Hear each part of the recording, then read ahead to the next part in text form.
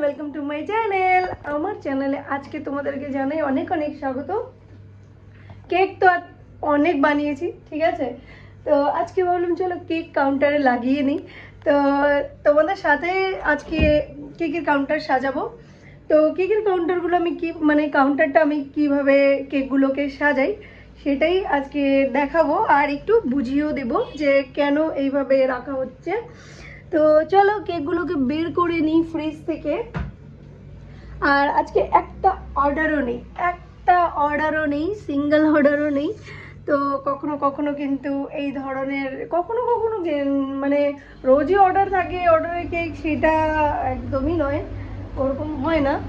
আর specially গরমের দিনে তো কেকেরও একটা কিন্তু সিজন থাকে। তো এটা আগে আমার জানা ছিল না যে কেকেরও আবার সিজন হয়। তো সিজন বিশেষে কেকের কাজ মোটামুটি ভালো চলে, আর সিজন বিশেষে কেকের কাজ খারাপও চলে। তো এই যে আমি একটা ব্ল্যাক ফরেস্ট কেক লাগিয়ে দিয়েছি, আর এখানটায় উপরটায় লাগিয়ে দিব হচ্ছে চকলেট মুস কেক। তো এই সাইড এই যে এই সব জিনিসগুলো হয়ে যায়, যার কারণে মাথা খারাপ হয়ে যায়। এই দেখো সাইডটা গেল, তো খারাপ হয়ে গেল। তো গল্প করতে করতে কাজ করলে এই হয়। তো যাই হোক, কিছু হবে না, ওটা পিছন দিকটাই, ওটাকে ঠিক করা যাবে, বা ঠিক না করলেও চলবে, যেহেতু কেকটা পুরোই হোয়াইট। তো এই জায়গাটাকে জাস্ট একটু ঠিক করে দিই, তো দেখতে ভালো লাগবে না।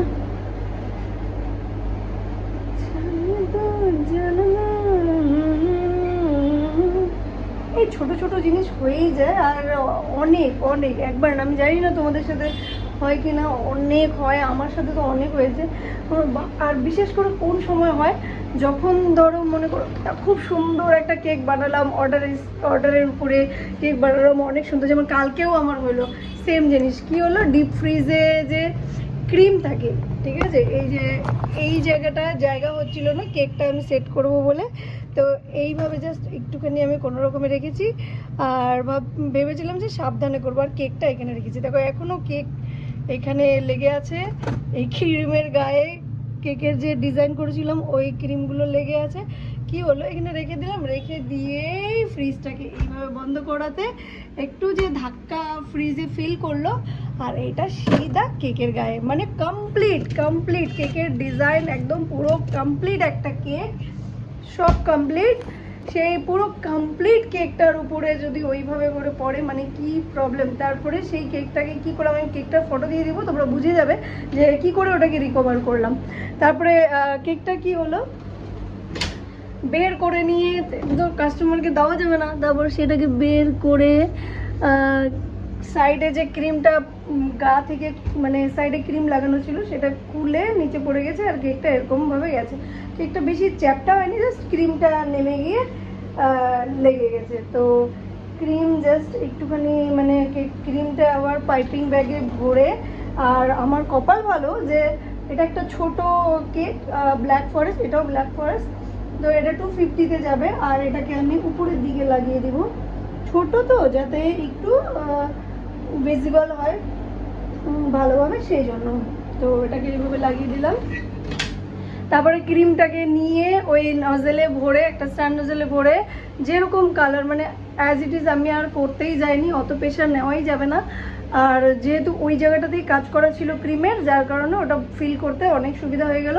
জাস্ট স্টার নজেলে যেরকম ক্রিম ছিল ওইভাবে নিয়ে ভরে দিয়ে, মাল্টি কালার, এদিকে একটু আলাদা আলাদা কালার, ওটাকে দিয়ে এইভাবে করে ডিজাইন করে আমি কভার করে, সাইডটাকে কভার করে দিয়েছি। একটা ইউনিকর্ন কেক, তোমরা বুঝতে পারো ইউনিকর্ন কেকটা কী হয়, এইভাবে করে গিয়ে এইভাবে উপর দিকে ডিজাইনটা বসে, মানে এই শেপে গিয়ে এইভাবে বসে। তো এই সাইডটা আমার খারাপ হয়ে গেছিলো ক্রিমটা, তো এই ক্রিমটাকে সরিয়ে এইখানেই নজল ওয়ার্ক করে দিয়ে দিয়েছি, আর কাস্টমার কিছু বুঝতেও পারেনি।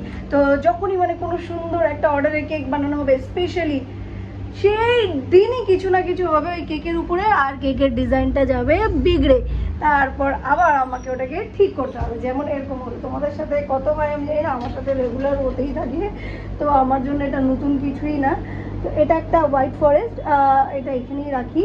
আর এটা না আমি পেস্ট্রি বানাবো বলেই ভেবে রেখেছি, যদি আজকে অবধি ওয়েট করব, আজকে ওয়েট করব, যদি মানে এটাকে সেল করতে পারি তো পারলাম, বা কেউ যদি পেস্ট্রি চায় তাহলে আমি এটাকে কাটিং করে দিয়ে দিব, আর না হলে অবশ্যই কালকে তো কাট করে আমি পেস্ট্রি বানাবো। তো যার জন্য পেস্ট্রিটা খুবই ইম্পর্টেন্ট একটা পার্ট। আমি বলে দেবো, আমি যখন স্টার্টিংও করছিলাম তো কীভাবে টেকনিক ইউজ করে আমি দোকানটার জন্য আমি করেছি। আর এই টেকনিক যদি তোমরা শিখে যাও, হ্যাঁ মানে সমস্ত বিষয়টা যদি তোমাদের জানা হয়ে যায়, তো তোমাকে হারানোটা অনেক মুশকিল হয়ে যাবে।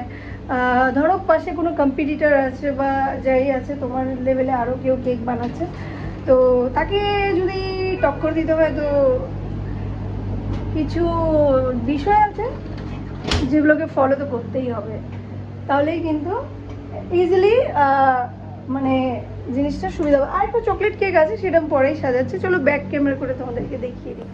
এটা একটা পেস্ট্রি রয়ে গেছিলো, ভুলে গেছিলাম, তো এটাও লাগিয়ে দিই। একদম একটাও এটা সেল হয়নি, জাস্ট বানানো কিছুক্ষণ আগে, ঠিক আছে, দোকানের জন্যই। পেস্ট্রি সব আমি হচ্ছে উপরে র্যাকে লাগাই। আর তোমরা যদি কেউ চকলেট বানিয়ে সেল করতে চাও, তো চকলেটটা না একদম উপরের কাউন্টারে রাখবে, কারণ চকলেটের জন্য বেশি ঠান্ডা প্রয়োজন হয় না, তো একদম টপে রাখবে। বা ক্যাডবেরির যেসব ব্র্যান্ডের চকলেটগুলো, সেগুলো কিন্তু তোমরা এখান দিয়ে এই ফার্স্ট কাউন্টারে কিন্তু পুরো সুন্দর করে সাজিয়ে এটাকে পুরো ভরে দিতে পারো, ঠিক আছে। আর সেকেন্ড সেকশনে পেস্ট্রি বগেরা রেখে দিয়েছি, যাতে কাস্টমাররা এসেই এটা নজরে পড়ে। তারপরে কেকগুলো রাখবো, ঠিক আছে। তো এই কেকগুলো কিন্তু এইভাবে করে সাজিয়ে দিব। আর যেটা বলছিলাম তোমাদেরকে, যে এই দেখো সেজে গেছে আমার দোকান, ঠিক আছে। আরও একটা চকলেট কেক আছে যেটা আমি ওই নিচে রেখে দিব, কত সুন্দর লাগছে। তো আর যদি এখানে চকলেট ভরা থাকে তাহলে তো একদম মানে দারুণ লাগবে দেখতে। চেষ্টা করব আমিও কিছু চকলেট রাখার, নিজে হাতে বানিয়ে, টাইমই পাই না, কখনো কখনো আলসি এত ধরে। তো যাই হোক, তো এটা হচ্ছে strawberry pastry, chocolate mousse cake, white forest, black forest, vanilla, sorry pineapple, mango, vanilla. তো এই কয়টা কেক আজকে আছে আমার দোকানে। আর কেকেরও কিন্তু একটা সিজন হয়, ঠান্ডার সময় মোটামুটি ভালোই সেল হয়ে যায়, ঠিক আছে। আর অর্ডারও মোটামুটি ভালো আসে, কারণ সেই সময়ে যত বিয়ে বাড়ি বলো, তারপরে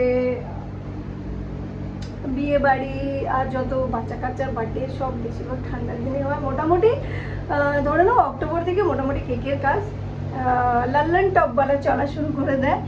আর সামারে প্রচণ্ড প্রবলেম হয়, ইলেকট্রিসিটি বিল বেশি আসে, কারণ এসি চালাতে হয়, ঠিক আছে। তো কাউন্টারও মানে প্রচণ্ড ঠান্ডা করার জন্য, যখন টেম্পারেচার অতিরিক্ত হাই হয়ে যায়, যেমন কন্টিনিউ 4-5 দিন ছিল, তো অতিরিক্ত যখন হাই টেম্পারেচার হয়, তো এটা অনেক বেশি মানে লাগিয়ে দেয় ঠান্ডা করাতে, তো অনেক বেশি ইলেকট্রিসিটি টানে। তো গরমের দিনে ইলেকট্রিসিটি বেশি উঠে, প্লাস সেলিং কম থাকে, তো মানে যারা কোমর বেঁধে না রাখবে ঠান্ডার সময়, তারা কিন্তু গরমের দিনে সার্ভাইভ করতে পারবে না, প্রচণ্ড প্রবলেমেটিক হয় গরমের দিনে সার্ভাইভ করাটা, স্পেশালি কেকের জন্য বলছি আমি জিনিসটা, ঠিক আছে। আর তারপরে কিন্তু ঠান্ডা এসে গেলে তোমাদের ইলেকট্রিসিটি কম, একটু অর্ডার, যারাই নতুন দোকান খুলতে চাও বা করতে চাও, তো আমি তো বলবো বেস্ট সিজন হবে, তোমরা ঠান্ডার দিনটা গিয়ে একটু ঠান্ডার দিনে খোলার চেষ্টা করো, যাতে ঠান্ডার দিনের মধ্যেই মানে শেষ হতে 4-5 মাসের মধ্যে তোমরা একটু স্টেবল হয়ে যেতে পারো, ঠিক আছে। আরও এই ধরনের প্রচুর অনেক গল্প তোমাদের সাথে শেয়ার করব আমার জার্নির, আর অনেক কিছু টিপস তোমরা পেয়ে যাবে আমার এই চ্যানেল থেকে। তো প্লিজ সাবস্ক্রাইব করতে একদম ভুলবে না, আমার একটু হেল্প হয়ে যাবে। আশা করি তোমাদের ভিডিওটা ভালো লেগেছে। দেখা হবে নেক্সট ভিডিওতে, টাটা, বাই।